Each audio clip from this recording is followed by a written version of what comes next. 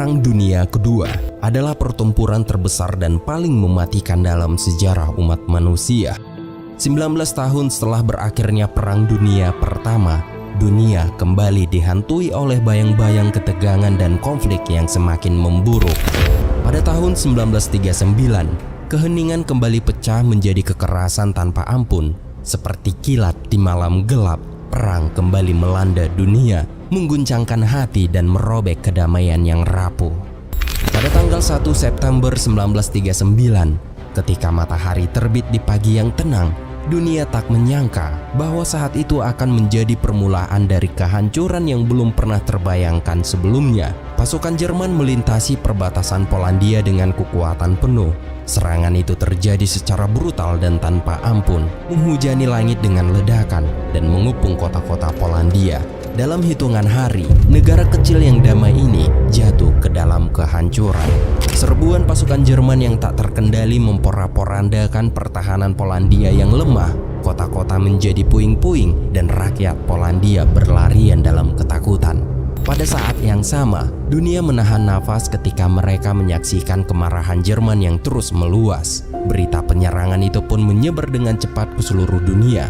Dan pada tanggal 3 September 1939, Britania Raya dan Perancis sebagai sekutu Polandia memutuskan bahwa mereka tidak bisa lagi berdiam diri. Mereka menyatakan perang terhadap Jerman yang telah menciptakan badai yang tak terelakkan.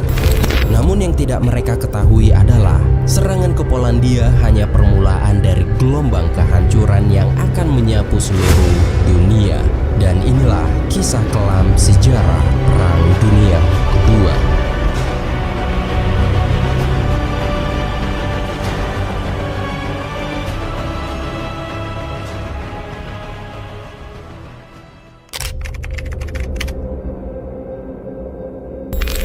Tahun 1939, Jerman dipimpin oleh diktator Nazi yaitu Adolf Hitler. Dia meyakini rakyatnya merupakan ras unggul yang ditakdirkan untuk menaklukkan Eropa. Pasukannya telah berjalan memasuki Austria dan Cekoslowakia. Namun Perang Dunia Kedua dimulai saat Hitler menugaskan angkatan udara Jerman yang dikenal sebagai Luftwaffe untuk menginvasi Polandia. Serbuan pasukan Jerman yang tak terkendali memporak-porandakan pertahanan Polandia yang lemah. Kota-kota menjadi puing-puing dan rakyat Polandia berlarian dalam ketakutan yang sangat mendalam. Setelah 3 minggu dalam penyerangan, ibu kota Polandia jatuh ke tangan Jerman.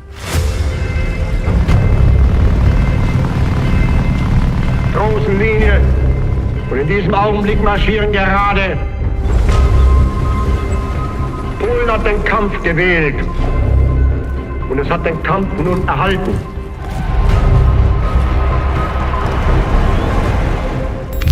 Setelah Jerman berhasil menduduki Polandia, teror pun dimulai. Pasukan Jerman menangkap rabi ortodoks, kemudian mengikatnya di atap sinagoge kayu dan membakarnya hidup-hidup.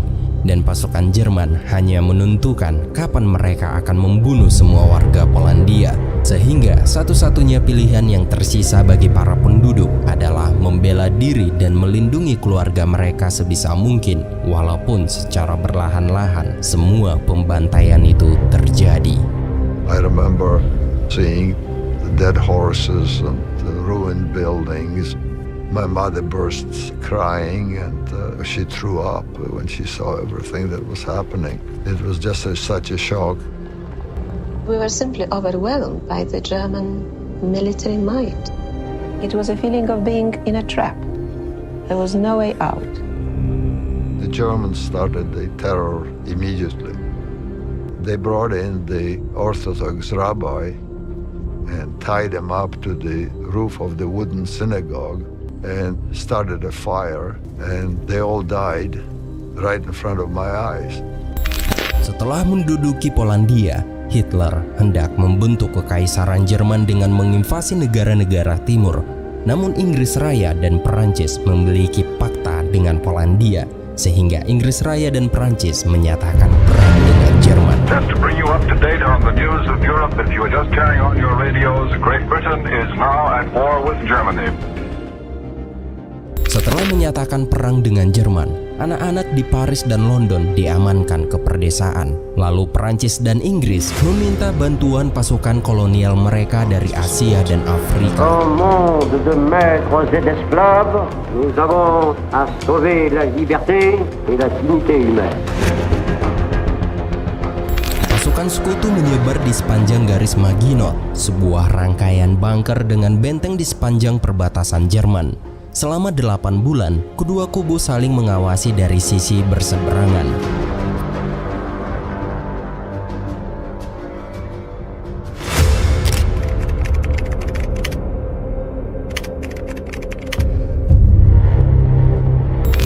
Musim semi 1940, pasukan Jerman melancarkan serangan dadakan.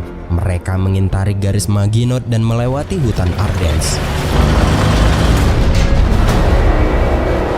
Und was die in Polen versprochen hat, wird sie in England und Frankreich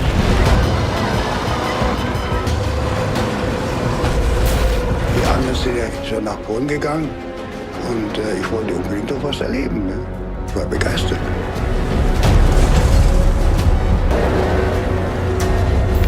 Setelah menaklukkan Maginot dan Netherlands, kemudian pasukan tank lapis baja dengan roda ban karet atau disebut dengan Panzer menyerbu Belgia, Belanda, dan Perancis. Wieder ging es weiter und wir haben uns schon gewundert, dass also da kaum Gegenwehr ist. Mengetahui penyerbuan itu, pasukan Inggris mengerahkan beberapa kendaraan lapis baja yang sangat usang. Namun kendaraan itu tak kuat untuk berhadapan dengan serangan tank lapis baja milik pasukan Jerman. Hanya sekali tembakan, tank lapis baja pasukan Inggris langsung hancur. Mengetahui kekuatan pasukan Panzer, pasukan Inggris bergerak mundur ke pantai Dunkirk dan mereka terpojok oleh pasukan Jerman. Mereka terjebak tanpa pertahanan. Tak lama kemudian, tiba-tiba pesawat-pesawat bermunculan dari langit. Pesawat-pesawat itu berdesing, menungkik, dan mulai menembaki pasukan Inggris. Pasukan yang sudah terpojok dan tak bisa berbuat apa-apa, mereka hanya bisa pasrah menerima teror yang mengerikan itu. Dalam keadaan terpojok, pasukan Inggris melakukan langkah evakuasi terakhir, yaitu menaiki kapal sekutu. Namun pesawat-pesawat itu melakukan serangan terbang rendah dan mulai melakukan serangan brutal dan menghancurkan kapal rumah sakit sekutu. Near Dunkirk this evening, Allied troops have been deliberately machine-gunned and slaughtered by low-flying aircraft. Allied hospital ships have been attacked. You're up to your neck. Dead bodies. The slaughter. Evakuasi Dunkirk, kurang lebih 338.000 pasukan sekutu berhasil dievakuasi dari pantai Dunkirk. Dari jumlah tersebut, sekitar 198.000 diantaranya adalah pasukan Inggris dan sisanya terdiri dari pasukan Perancis, Belgia, dan sejumlah kecil pasukan dari negara lain yang terlibat dalam konflik.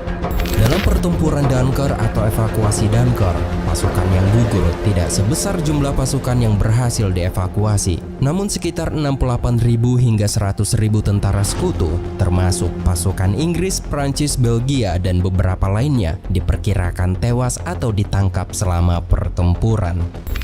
Selama beberapa minggu berperang, pasukan Jerman membunuh atau menangkap lebih dari 2 juta pasukan sekutu. Dalam 21 hari, pasukan Nazi berhasil kuasai Prancis dan memasuki Paris, dan Prancis mulai menyatakan menyerah ke pihak Jerman. France has surrendered. Kemudian di Berlin, Hitler disambut sebagai bak pahlawan.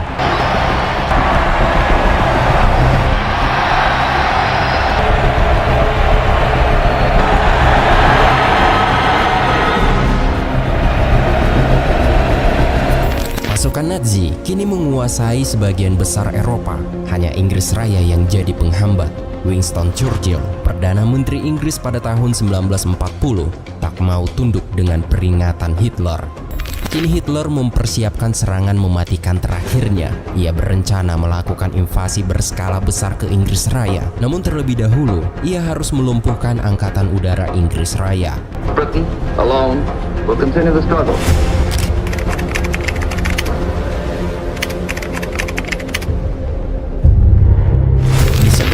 Inggris, para pilot Jerman berkumpul untuk arahan terakhir. Sementara itu, setelah beberapa prajurit Angkatan Udara Kerajaan Inggris menjalankan tugasnya, Winston Churchill mengatakan bahwa mereka harus melawan dengan keyakinan dan jangan pernah menyerah. Mereka harus mempertahankan tanah air meskipun nyawa taruhannya.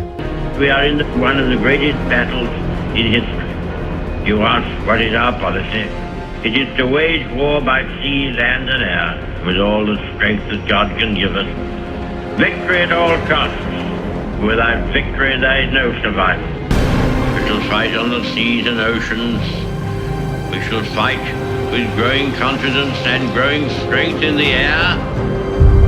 We shall defend our island, whatever the cost may be. We shall fight on the beaches. We shall fight in the fields and in the streets. We shall never surrender.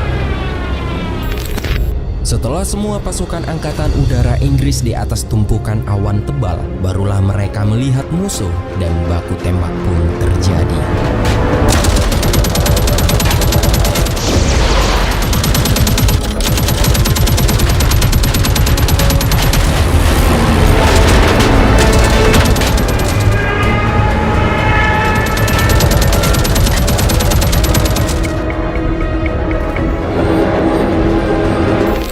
Pertempuran Angkatan Udara ini pun berlangsung selama 12 minggu dan pada akhirnya di bulan September sebanyak 1.600 pesawat Jerman ditembak jatuh.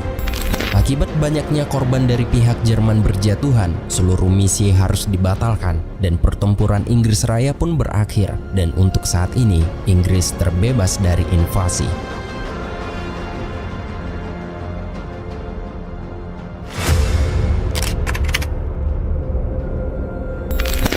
Hitler bukan satu-satunya diktator yang membayangi Eropa. Italia punya orang berkuasa sendiri, yaitu Benito Mussolini, merencanakan kesepakatan dengan Hitler dan menyiapkan militernya sendiri. Andiamo in campo contro le democrazie dell'Occidente. Corri alle armi e dimostra la tua tenacia, il tuo coraggio, il tuo valore.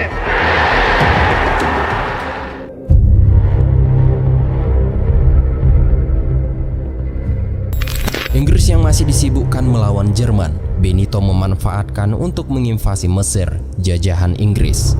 Sementara itu di Eropa, ribuan tentara sekutu kini menjadi tawanan perang. Salah satunya adalah Pham Pham Kiem, tentara Vietnam yang bertugas di Angkatan Darat Inggris.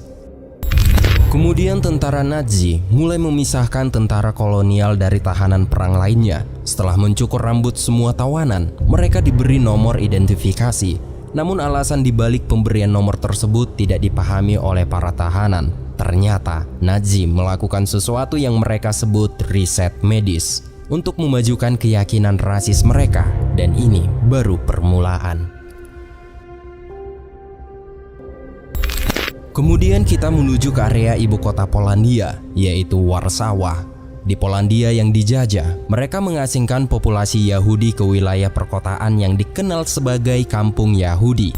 Seorang pemuda bernama Julian Kulski yang masih berumur 13 tahun. Dari pengakuannya, ia sangat bertekad untuk melawan pasukan Jerman sehingga ia memutuskan ikut masuk ke pasukan perlawanan Polandia. Awalnya ia hanya menjadi seorang budak yang membawa pesan melalui jalur bawah tanah rahasia. Kemudian komandannya mengajarinya menggunakan senjata dan cara membunuh orang dengan pisau atau tangan kosong.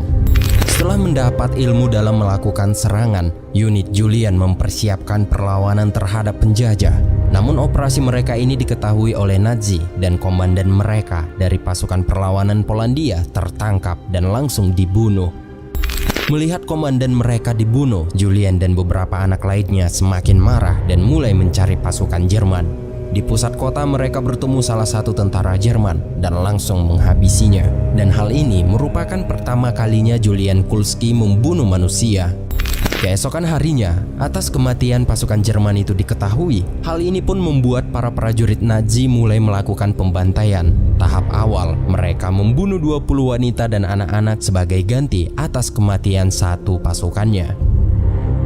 I feel responsible for the death of these poor people. Di kampung Yahudi, orang-orang Yahudi mulai dikumpulkan dan ditarik paksa untuk dibawa ke kamp-kamp yang sudah dibangun oleh Jerman. Dan Nazi juga punya rencana terhadap orang-orang Polandia yang tersisa.